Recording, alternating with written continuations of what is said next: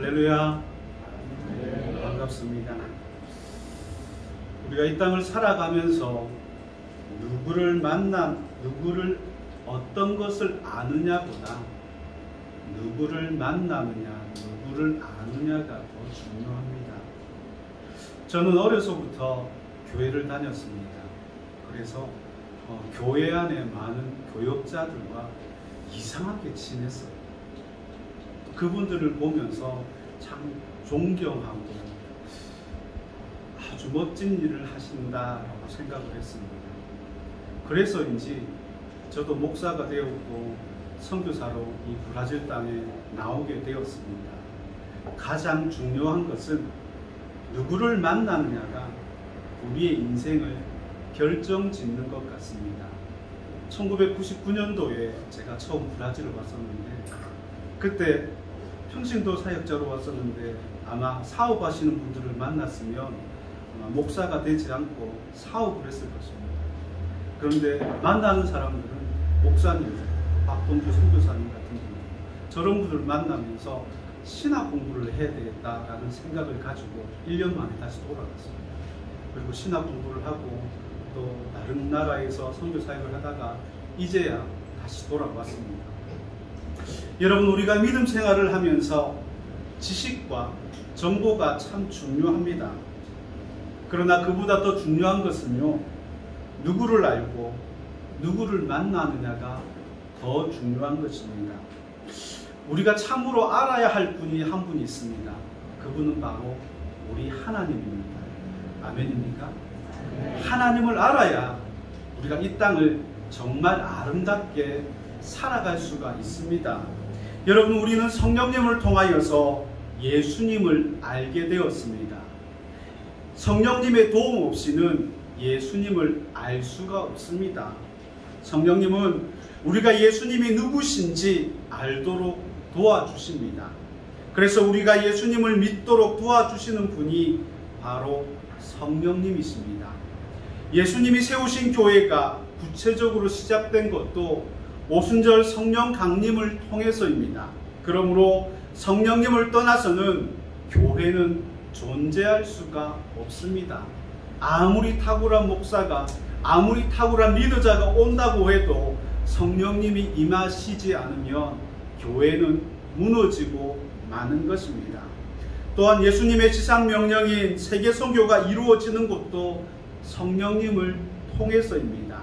세계선교는 성령님이 주도하시고 성령님이 완성하십니다. 우리가 날마다 읽고 있는 이 성경도 성령의 감동으로 쓰여진 것입니다. 그러므로 성령의 도움 없이는 성경의 진리를 깨달을 수가 없습니다. 성경은 성령님에 의해서 쓰여졌기 때문에 성령님의 도움 없이는 결코 성경을 이해할 수가 없습니다. 세상적인 한물을 아무리 많이 쌓은 사람도 성령의 도움 없이는 성경을 이해할 수가 없습니다. 성경은요, 오직 성령의 도우심으로 깨달을 수가 있습니다. 그러므로 성령을 받지 못한 육에 속한 사람은 신령한 것을 분별하지 못합니다. 육에 속한 사람은요, 육신의 일을 도모할 뿐 신령한 일을 도모하지 못합니다.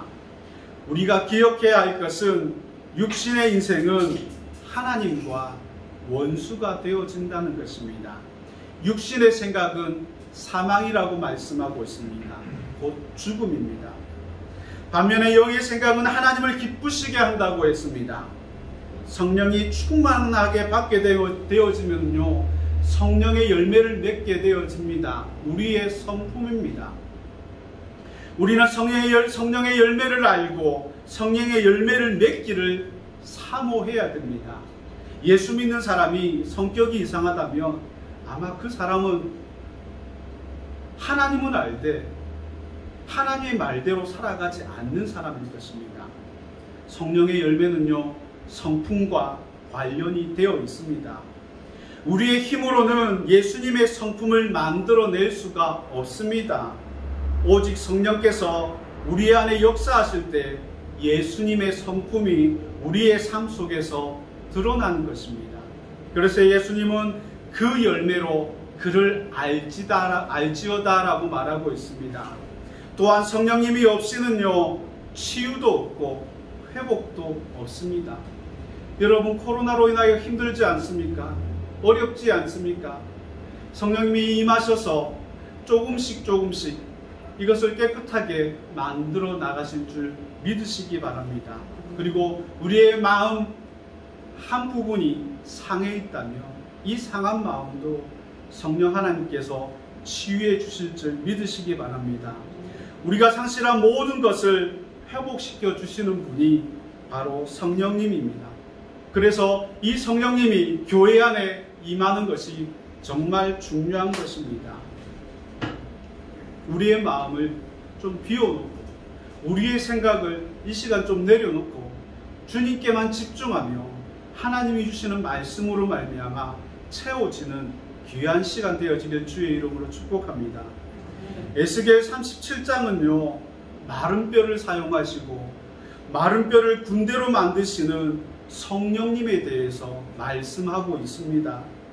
에스겔 37장에서는요, 성령님은 생기로 역사하십니다. 뭐로 역사하신다고요? 생기로 역사하십니다. 생기가 마른 뼈에게 들어가자마자 마른 뼈들이 살아납니다. 뿐만 아니라 그 마른 뼈들이 일어나서 군대가 되어집니다. 여러분, 성령님은 마른 뼈들을 그리스도의 군사로 존귀하게 만들어서 사용하십니다. 여러분, 그리스도의 군사는요, 창과 칼로 싸우지 않습니다. 그리스도의 군사는 하나님의 이름으로 싸우고 말씀의 검으로 싸우고 무릎으로 싸우는 사람이 그리스도의 군사, 바로 우리들입니다. 그래서 전쟁은 하나님께 속한 것입니다. 우리는 이것을 알고 하나님을 바라보며 싸우는 그리스도의 군사가 되어지길 주의 이름으로 축복합니다. 생기로 역사하셨던 그 성령님이 오늘 읽었던 에스겔서 47장 말씀에 생수로 역사하십니다. 물로 역사하십니다. 그런데 이 생수가 성전에서 흘러나온다고 말씀하고 있습니다. 오늘 본문이 바로 그 말씀입니다. 에스겔이 본 성전의 환상은요, 새로운 성전의 의미를 말하고 있습니다. 하나님이 장차 세우실 새 성전에 대한 환상을 에스겔에게 보여주신 것입니다. 여러분, 지금 이 시대의 성전인 이 교회가 얼마나 소중하고 귀한지 우리는 알아야 합니다. 에스겔 47장에 보면요, 하나님은 에스겔을 성전에 데리고 가십니다.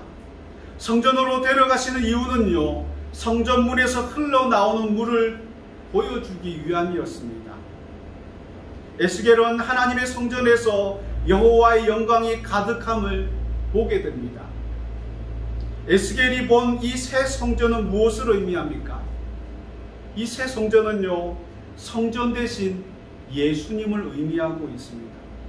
우리 가운데 임하셔서 영원히 함께 거하시는 성전 대신 예수님을 나타내 보이는 것입니다.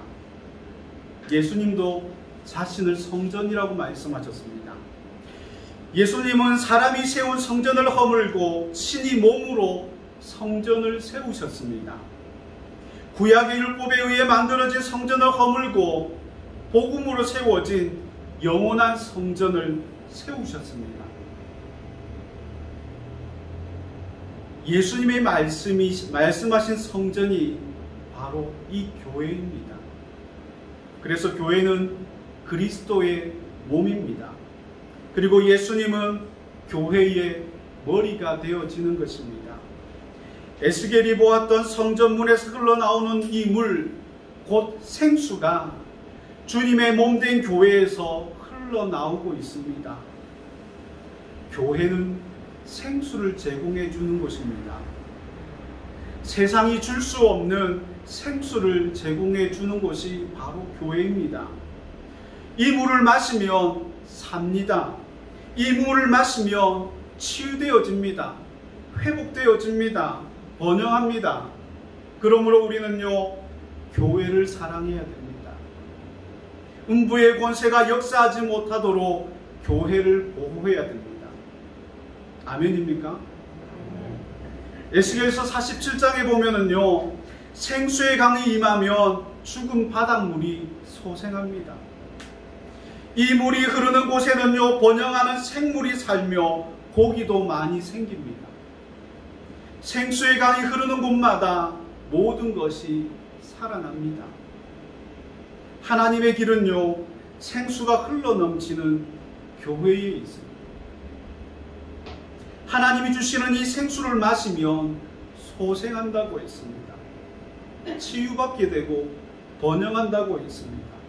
형통하게 되어지는 것입니다. 자신만 치유받는 것이 아니라, 자신만 회복되어지는 것이 아니라 내 주위에 나의 영향을 받고 있는 많은 사람들도 치유되어지고 회복되어지는 것입니다. 그런데 우리가 썩어 있으면 어떨까요? 역시 그들도 썩고 그들도 병에 걸리게 되어지는 것입니다. 우리는 자신뿐만 아니라 다른 사람도 살리는 하나님의 사람이 되어지길 주의 이름으로 축복합니다.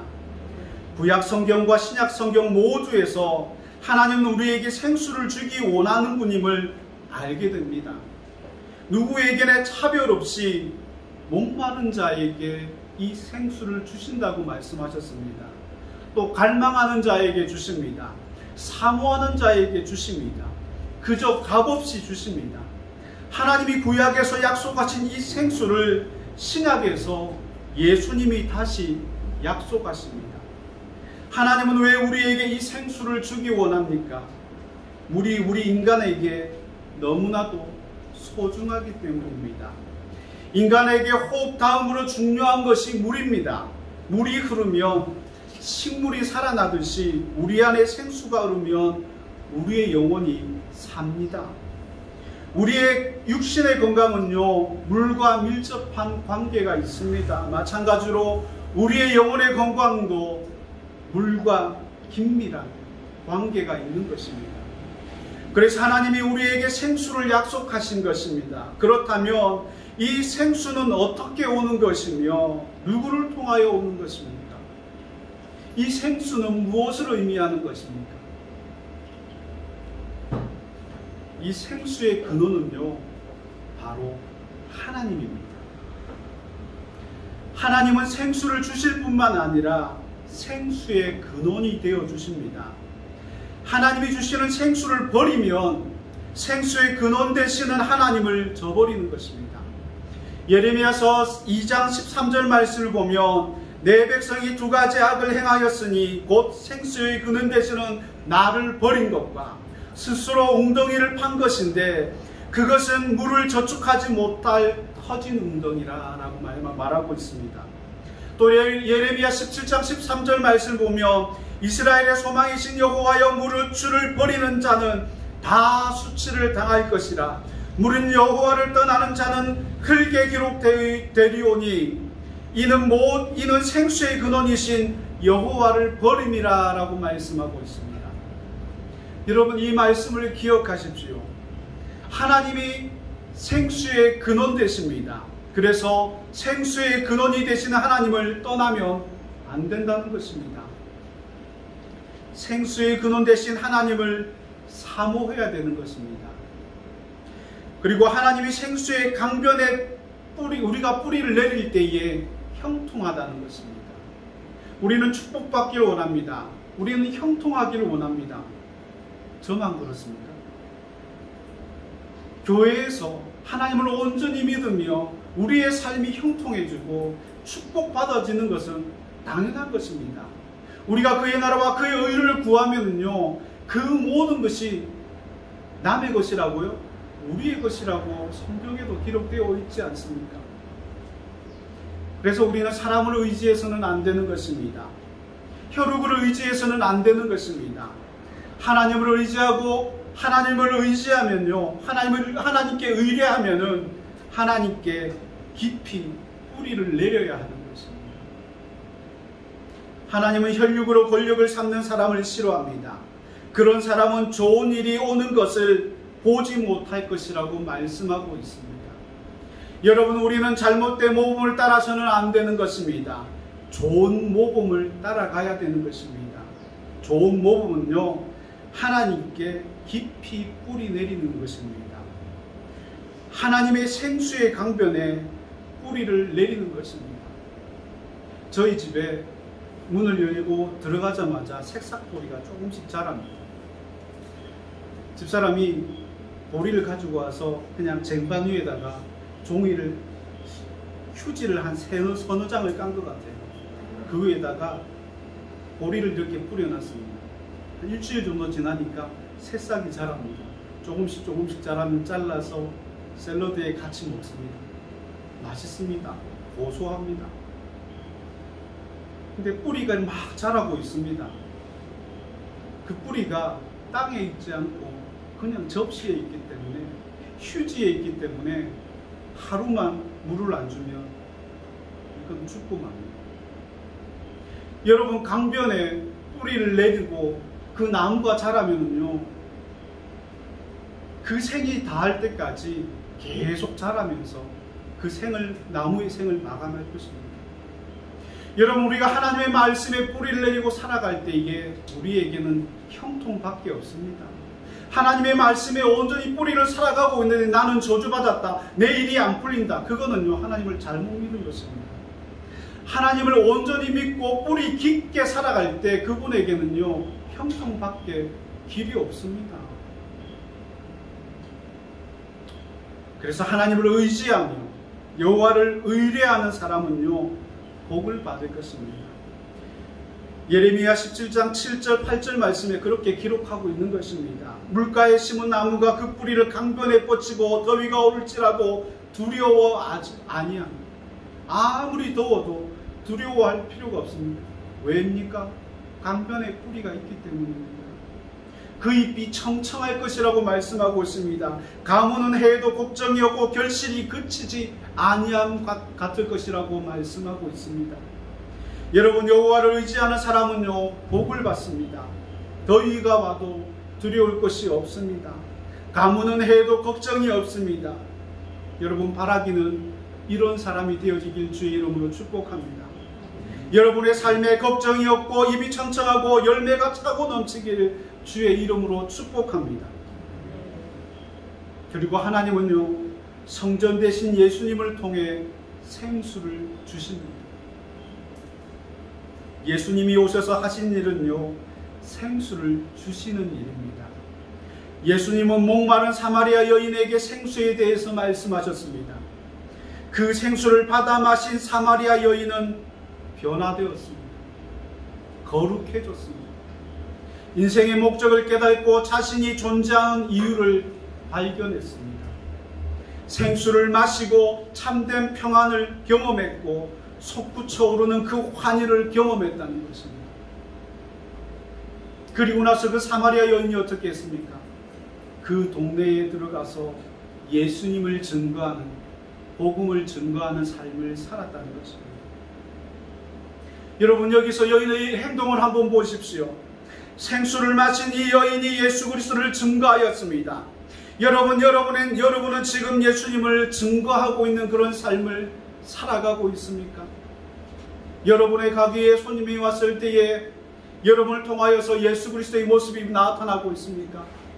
여러분이 사업하면서 만나는 그 비즈니스 관계에 있는 그 사람들이 내가 돈을 벌기 위한 그런 모습이 아니라 여러분을 통하여서 예수 그리스도의 모습이 나타나고 증거되어지고 있는지 한번 돌아보십시오. 혹시 사업을 위하여서 교회에 오시는 분은 없습니까?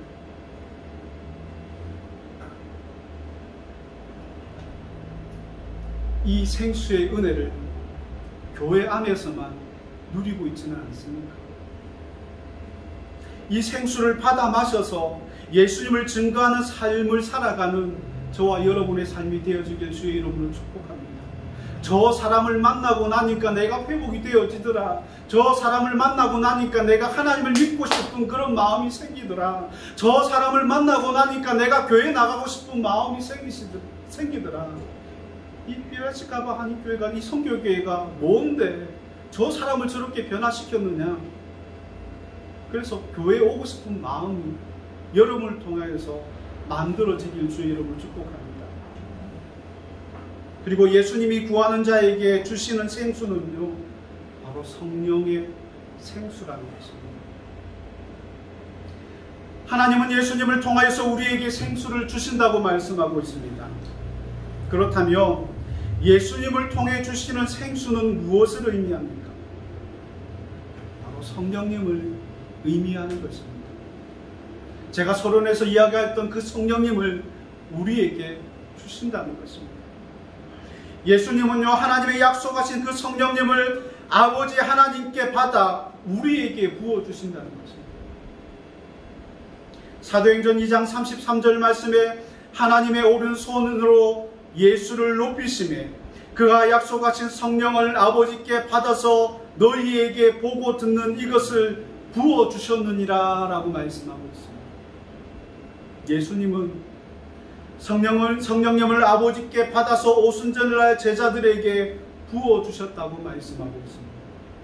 그러므로 성령의 생수를 받아 마시기 위하여서 우리가 해야 할 일은요, 예수님께 나아와서 성령의 생수를 구하는 것입니다. 여러분, 우리는 기도할 때 그렇게 구하지 않습니까? 주님, 성령 충만할 수 있도록 해주십시오 라고. 성령 충만한 가정이 되어지고 성령 충만한 교회가 되어지고 그렇게 기도하지 않습니까? 하나님은 구하는 사람에게 생수를 주시며 사모하는 영혼을 만족해 하시는 것입니다. 예수님은 구하는 자에게 생수를 주신다고 말씀하셨습니다. 생수는요, 살아있는 물입니다. 물은 생명입니다. 육체의 건강도 영혼의 건강도 물에 의해 좌지우지 되어진다는 것입니다. 여러분, 바라기는 죽은 물을 마시지 않도록 주의하십시오. 썩은 물을 마시지 않도록 주의하십시오. 요즘 유튜브로 어쩔 수 없는 상황으로 비대면 예배를 드리다 보니 유튜브, 페이스북으로 할 수 없이 온라인으로 예배를 드립니다. 유튜브에만 들어가 보십시오. 얼마나 많은 설교들이 쏟아져 나옵니까? 잘못되어진 설교들, 이단의 설교들이 얼마나 많습니까? 썩은 물을 마시지 않도록 주의하시기 바랍니다. 물이 죽고 물이 썩으면 곰팡이가 생깁니다. 벌레가 들끓습니다. 썩은 물은 독이 됩니다. 그 물을 마시면요, 병이 걸립니다. 잘못하면 생명까지 잃게 되는 것입니다. 그러나 생수를 마시면 모든 것이 새로워집니다. 생수가 임하면 시들어가는 것이 소생합니다. 그러므로 우리는 생수를 사모해야 되는 것입니다. 성령의 생수를 날마다 마셔야 하는 것입니다.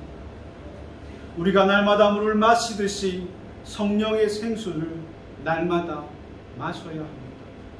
성령의 생수가 우리의 몸과 영혼을 흐르게 해야 되는 것입니다. 여러분, 우리가 교회에 나오는 이유가 무엇입니까? 복을 받기 위함입니까? 복도 주십니다. 그러나 그보다 더 생수를 마시기 위함입니다. 교회는 생수가 흐르는 곳이기 때문입니다. 생수는 거룩한 것입니다. 깨끗한 곳에서 흘러나와야 하는 것입니다. 그래야 안심하고 받아 먹을 수가 있는 것입니다. 그래서 우리는 교회를 보호하고 교회를 지켜야 하는 것입니다. 왜요? 생수가 흐르는 곳이기 때문입니다. 여러분, 우리 교회는요, 물이 고이지 않도록 해야 되는 것입니다. 우리 교회는 물이 고이지 않아서 이 물이 계속 흘러가도록 해야 하는 것입니다. 어떤 방법으로든 이 고인 물을 빨리 치워야 합니다. 불순물이 들어왔다 그러면 빨리 정리를 해야 되는 것입니다. 그래서 생수가 흐르도록 해야 하는 것입니다. 그러기 위해서는요, 고통이 따릅니다. 아픔이 있습니다. 고통이 따르더라도 신선한 생수를, 그 맑은 샘물을 다음 세대에게까지 흘러가게 하려면요, 그렇게 해야 됩니다. 지금 힘들어도 그렇게 해야 되는 것입니다.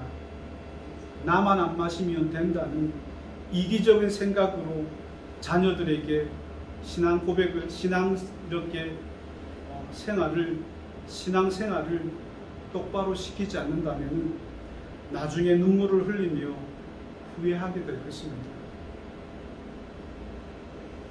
예를 들어서 어릴 때에 용돈을 받아서 11조 하던 그 아이가 장성해서 대학을 졸업하고 직장에 다니면서 어릴 때 받던 그 작은 돈으로 11조 하던 그 습관이 되어지면 내가 1억이 생기든 10억이 생기든 100억이 생기든 11조를 할 것입니다. 그러나 어릴 때부터 신앙생활이 되어지지 않고 11조에 대한 개념이 없으면 못합니다. 자기 돈같이 생각합니다. 분명히 용돈 때는 하나님의 것이었는데 자기가 큰 사업을 해서 벌었던 돈은 자기 돈이 되어지는 것입니다. 여러분은 어떻습니까? 여러분의 자녀에게 자기 스스로에게 한번 물어보십시오. 내가 교회를 사랑한다고 하면서, 내가 하나님의 말씀대로 살아가고 있다고 하면서 나에게 유리한 것은 하나님의 말씀이고 나에게 불리한 것은 그냥 성경 이야기고 내 삶에 와닿지 않는 그런 삶을 살고 있지는 않은지 한번 돌아보십시오. 우리 부모에게서 선하고 아름다운 것이 다음 세대에까지 이렇게 흘러갈 수 있도록 우리 부모들이 먼저 깨어져서 변화되어서 그 맑은 생수를 우리 자녀들에게 흘러보내는 저와 여러분의 삶이 되어지길 주의 이름으로 축복합니다. 그래서 여러분, 진리가 아닌 것은요, 과감하게 버려야 합니다. 교회 안에 쓸데없는 전통이 있다면 그 전통이 복음이 흘러가는데 방해가 되어진다면 내려놓아야 합니다. 건강한 교회가 되려면 모두가 하나가 되어야 하는 것입니다. 깨끗한 생수가 흐르도록 함께 노력을 해야 되는 것입니다. 그래서 물이 끊임없이 흘러야 하는 것입니다. 그러므로 예배가 중요하고 예배 중에 선포되어지는 하나님의 말씀이 중요한 것입니다. 하나님이 주시는 생수를 마시면요, 기쁨이 충만해지고 행복해집니다. 그래서 교회가 좋은 것입니다. 그러므로 교회를 생명처럼 여겨야 하는 것입니다. 교회가 병들지 않도록 전심을 다해 힘을 써야 하는 것입니다. 그리고 교회를 위해서 기도해야 되는 것입니다. 바라기는 우리가 기도할 때에 하나님의 도움을 구하고 교회의 말씀의 생수가 흐르고 보혈의 생수가 흐르고 성령의 생수가 흐르도록 늘 기도해야 될 것입니다. 여러분, 이 성령의 생수를 마시며 성령의 열매를 맺는다고 했습니다. 혹시 병들었습니까? 성령의 생수를 마시십시오. 치유를 경험하게 될 것입니다. 회복을 경험하게 될 것입니다. 하나님은 마음의 병을 치유하시고 육신의 병을 치유해 주십니다. 그래서 하나님이 주시는 생수를 통하여서 풍성의 복을 누릴 수가 있는 것입니다. 그렇게 살아가는 저와 여러분의 삶이 되어지길 주의 이름으로 축복합니다. 말씀을 맺습니다. 하나님이 약속하신 새 성전은요, 예수 그리스도입니다. 예수 그리스도입니다. 주님의 몸된 교회입니다. 이 성전에서 생수가 흘러나온다고 말씀하고 있습니다. 이 성령의 생수는 죽어가는 영혼을 살리며 병든 자를 치유하며 성령의 열매를 맺게 하고 풍성한 열매, 풍성한 삶을 누리게 한다는 것입니다. 예수 그리스도로 말미암아 풍성한 삶을 누리며 살아가는 저와 여러분의 삶이 되어지기를 주의 이름으로 축복합니다. 생수의 근원 되시는 하나님께 뿌리를 내릴 때에 형통한 삶을 살게 되며 다른 사람들을 살리는 복된 인생을 살게 될 줄 믿습니다. 그러므로 예수님을 통하여서 주시는 성령의 생수를 받으십시오.